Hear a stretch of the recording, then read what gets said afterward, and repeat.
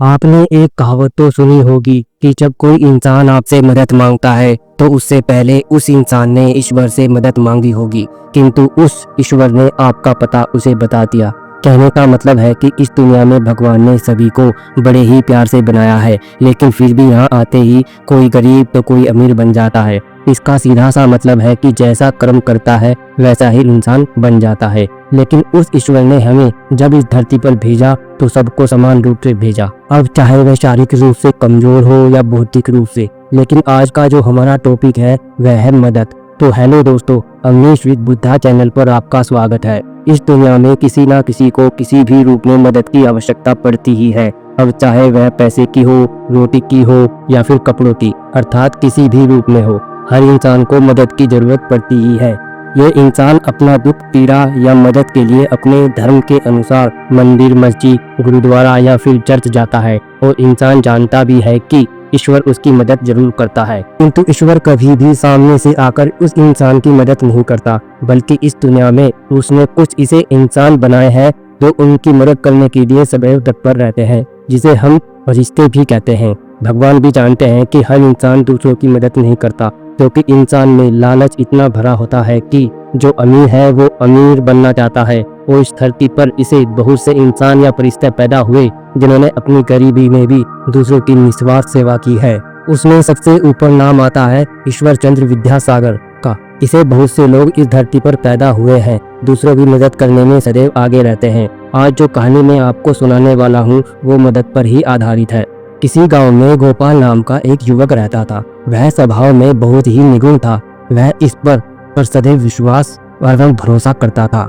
एक बार उसे पैसों की बहुत ही आवश्यकता पड़ती है। उसे समझ नहीं आ रहा था कि क्या कभी रात को भी उसे सही प्रकार से नींद नहीं आ पाती थी। वह हर वक्त पैसे के बारे में सोचता रहता था।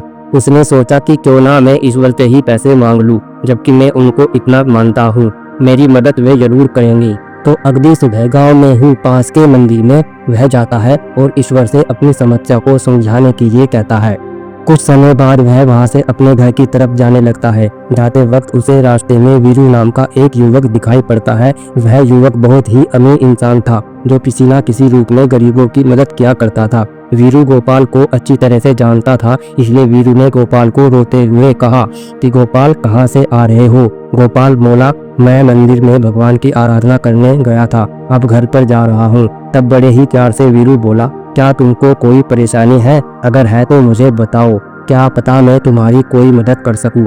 लेकिन गोपाल ने कहा, नहीं, मुझे कोई दिक्कत नहीं है, अगर होगी तो मैं आपको जरूर बताऊंगा। फिर गोपाल वहां से अगले घर चला जाता है। उसे विश्वास था कि अब तो ईश्वर मेरी मदद जरूर करेंगे, और वो रोज की तरह सो जाता है। सुबह उठने के बाद वह सोचता है कि अभी तक मेरी समस्या का समाधान नहीं हुआ है, और वह अगले दिन फिर मंदिर जाता है।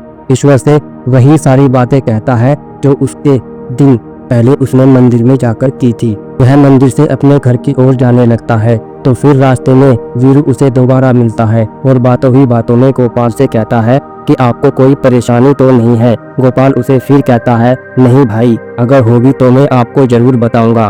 ऐसा लगातार 3 से 5 बार होता है, और हर बार की तरह गोपाल घर आकर अपनी पत्नी से कहता है कि आज भी पैसों का बंदोबस्त नहीं हुआ है। तब उसकी पत्नी कहती है कि गांव के किसी आदमी से उधार ही ले लो।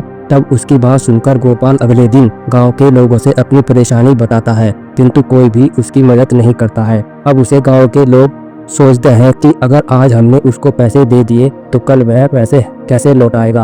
अब वह पूरी तरह टूट जाता और बंद कमरे में रोने लगता है। साथ ही भगवान को कोसने लगता है और मन ही मन कहने लगता है कि भगवान, मैंने आपकी सदैव स्वभाव से सेवा की है और आप है कि मेरी मदद नहीं कर सकते।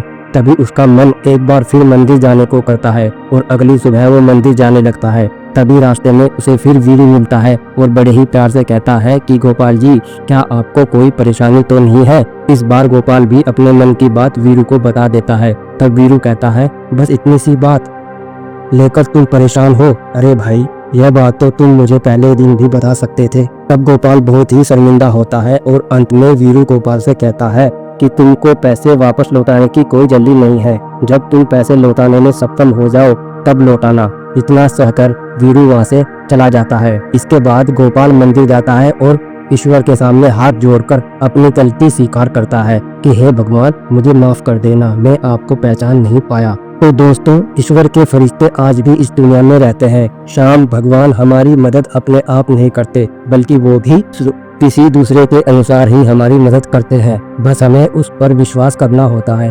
तो हर किसी को हमारी मदद करने को नहीं भेजता, बल्कि भेजता उसी को है जिनके मन में मदद करने की भावना होती है।